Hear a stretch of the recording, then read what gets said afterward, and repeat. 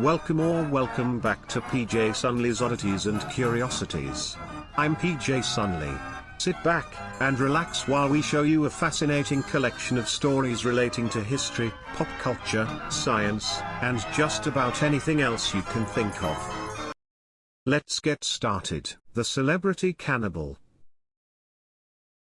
Issei Sagawa was born on the 26th of April 1949. He's a Japanese man that while living in Paris in 1981 killed and cannibalized a Dutch woman. He was then released 2 years later.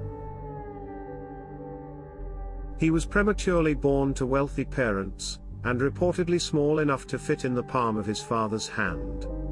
He immediately developed enteritis, which is a disease of the small intestine.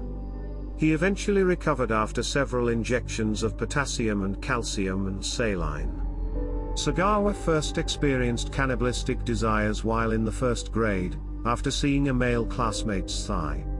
In his youth, he partook in bestiality with his dog, and experienced cannibalistic desires for women at the age of 24. In Tokyo, Sagawa followed a tall German woman home, then broke into her apartment while she was sleeping, with intent to cannibalize her by slicing off parts of her buttocks and sneaking away with a small part of her flesh. She awoke and Sagawa claims, pushed him to the ground. He was captured by police and charged with an attempted rape. He did not confess his true intentions to the authorities. In 1977, at the age of 27, Sagawa moved to France to pursue a PhD in literature at the Sorbonne in Paris. He said that while residing in Paris, almost every night he would bring a prostitute home and then try to shoot them, but for some reason my fingers froze up and I couldn't pull the trigger.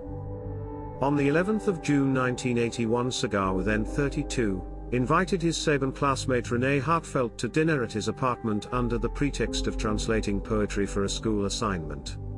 He planned to kill and eat her, having selected her for her health and beauty, characteristics he felt he lacked. Sagawa considered himself weak, ugly, and small. He was only at 1.448 meters high or 4 foot 9 inches tall, and claims he wanted to absorb her energy. She was 25 years of age and 1.78 meters high or 5 foot 10 inches tall. After she arrived, she began reading poetry at his desk with her back to him. He shot her in the neck with a rifle. He then fainted after the shock of shooting her, but woke to the realization that he had to carry out his plan. He had sex with her corpse, and he could not bite into her skin because his teeth were not sharp enough, so he left the apartment to purchase a butcher knife. Sagawa ate various parts of her body, eating most of her breasts and face, saving the other parts in his refrigerator.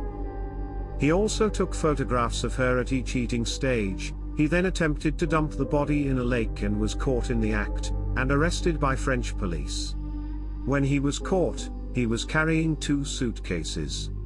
Those 2 cases contained the dismembered body parts of Renee Hartfelt.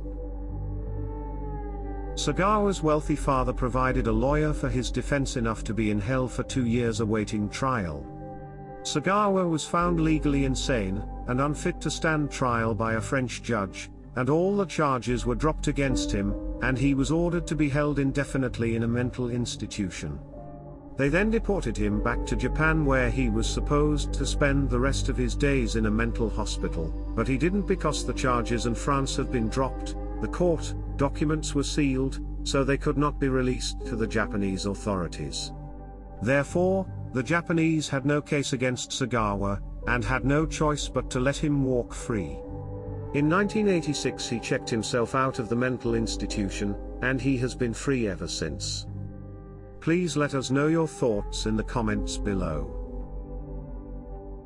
This is PJ Sunley signing off, until next time.